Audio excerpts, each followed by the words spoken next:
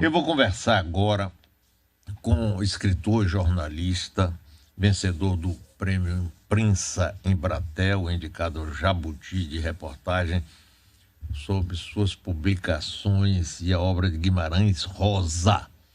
Ele escreve para os cadernos de cultura do Estadão e da Folha. Fernando Granato, muito prazer em te conhecer, em estarmos juntos aqui. Muitíssimo obrigado. Tá tudo bem com você, Fernando? Tá tudo ótimo, Mário. Um grande prazer te conhecer também. Te conheço já muito de nome, acompanho a sua carreira e é uma honra estar aqui falando com você e com seus ouvintes. A honra é nossa. Fernando, vamos falar sobre o trabalho seu, Bahia de Todos os Negros. Como é que é essa história? Acho Esse livro aqui, Mário, um livro que me deu um trabalho de 20 anos para fazer, por incrível que pareça. 20 anos? 20 anos, Mário, Eita. Impressionantemente. No ano 2000, Mário, eu lancei pela editora Objetiva um livro sobre a revolta da Chibata, a história do João Cândido, marinheiro que liderou a esquadra revoltosa e que colocou a Baía de Guanabara sob os canhões em 1910. Fiz esse livro, foi um sucesso, e quando eu terminei o livro, eu quis continuar nesse tema das insurreições da população negra. E foi lendo Casagrande Senzala, do nosso querido escritor maior que fez esse livro, que eu me deparei com a história da revolta dos malês na Bahia, Gilberto Freire. E desde então, Mário, venho pesquisando e não de maneira ininterrupta, mas sempre que posso, vou à Bahia, volto com um documento, com uma entrevista nova, e durante 20 anos fui recolhendo material para falar da revolta dos malês.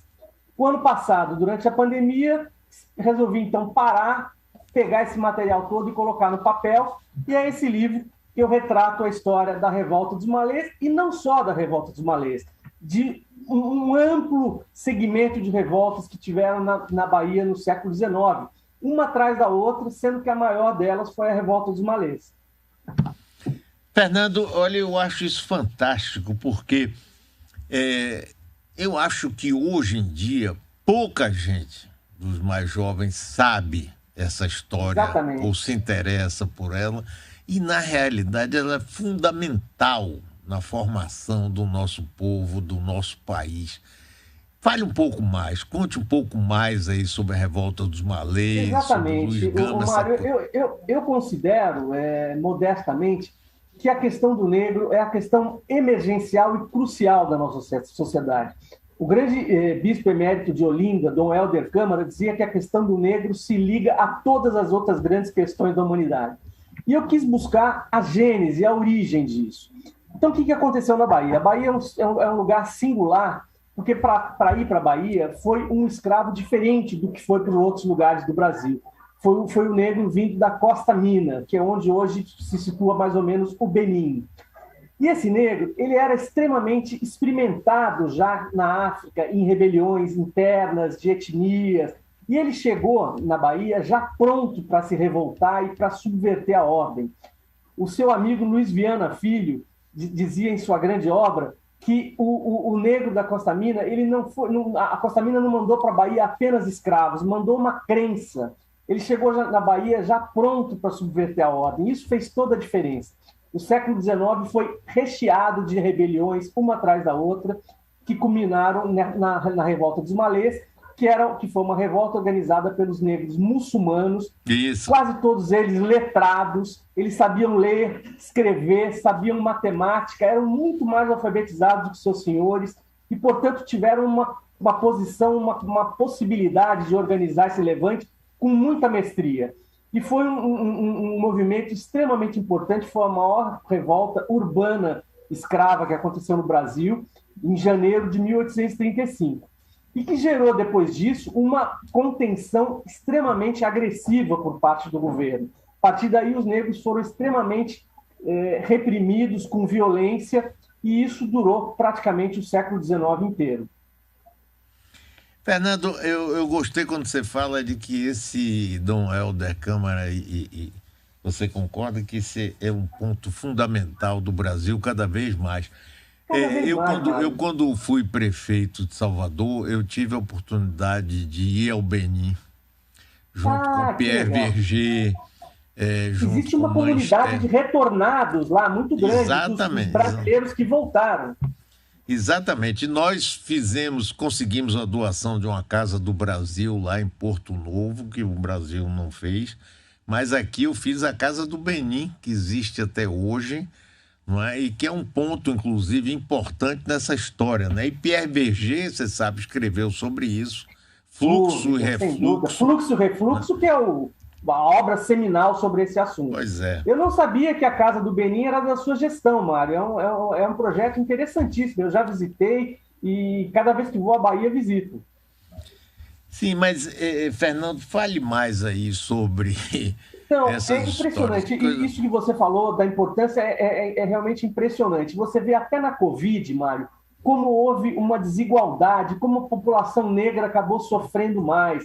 Quando a gente vê nas periferias das grandes cidades o extermínio de jovens negros, ou seja, esse é o assunto, na minha opinião, mais emergente do Brasil. E o que eu quis foi, sobretudo, para as novas gerações, para os estudantes das escolas secundaristas, sobretudo os afrodescendentes, conhecerem sua história, quer dizer, saberem de onde. É aquela coisa, saber de onde vim para entender o presente e projetar o futuro. E daí a importância dessas histórias, quer dizer, que mostram o quanto a população negra não foi submissa, como muita gente pensa. Pelo contrário, eles fizeram tudo que pôde. Até o suicídio era uma forma de resistência. Quando não havia outra forma, eles se matavam. Isso era uma forma de resistência. Então, no livro eu conto tudo isso. E eu faço uma coisa interessante no livro, Mário, que é perseguir a carta do Luiz Gama. O Luiz Gama foi um grande abolicionista que nasceu na Bahia, em 1930, e filho de Luísa Marim, que era uma africana vinda da Costa Mina e que Sim, teve uma participação importante na organização da Revolta dos Malês. Então, o Luiz Gama, já adulto, escreve uma autobiografia onde ele conta a história. Sou filho de uma negra da Costa Mina chamada Luísa Marim, que teve grande participação em insurreições escravas que não tiveram efeito na Bahia. Aí eu vou contando que insurreições são essas.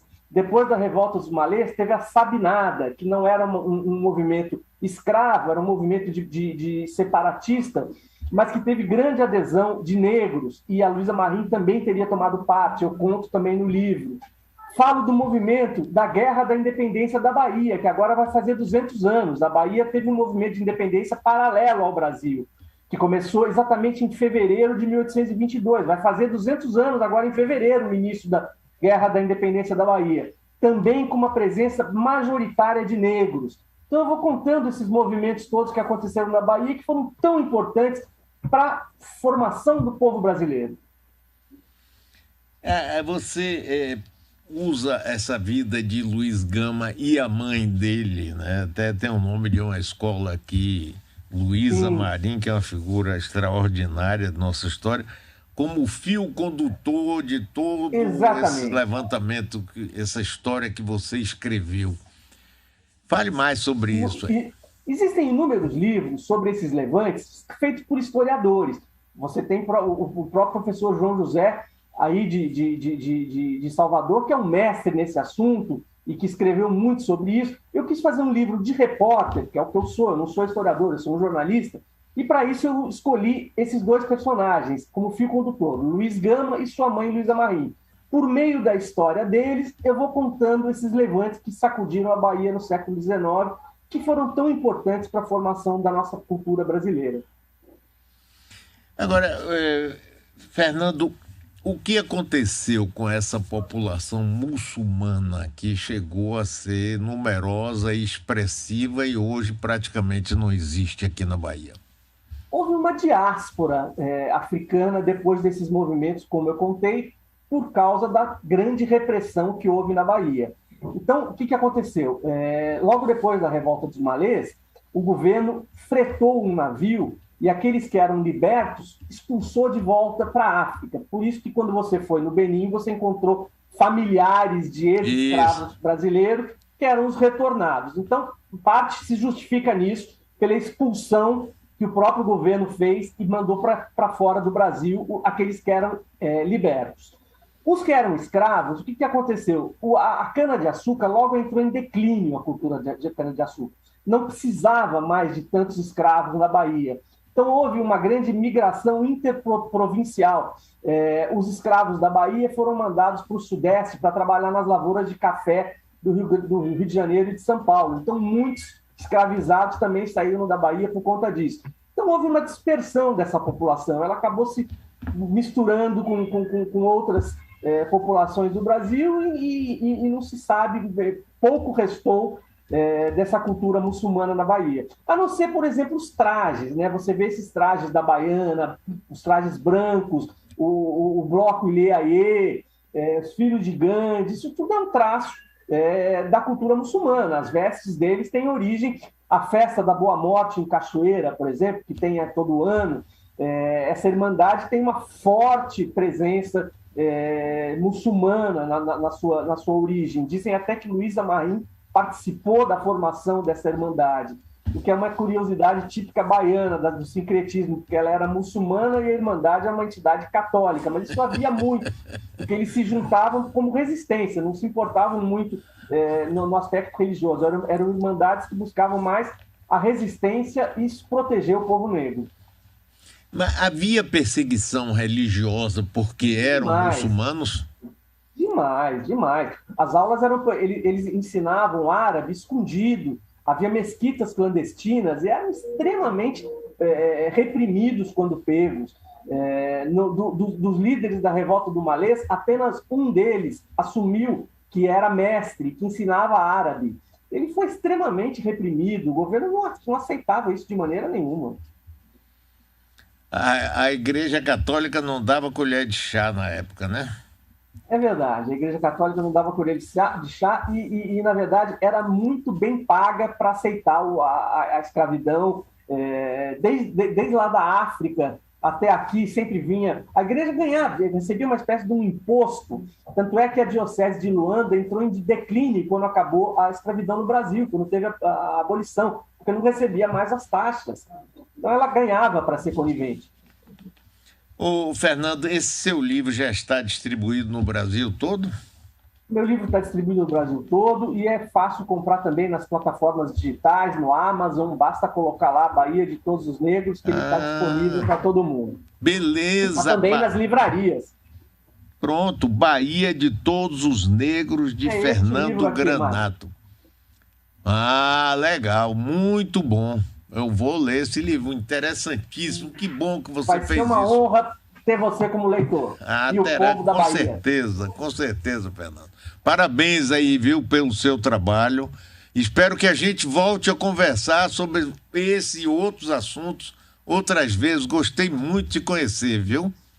Eu gostei mais ainda, Mário. Um grande abraço a você, aos seus ouvintes, telespectadores. Foi realmente uma honra poder conversar com vocês. Muito obrigado.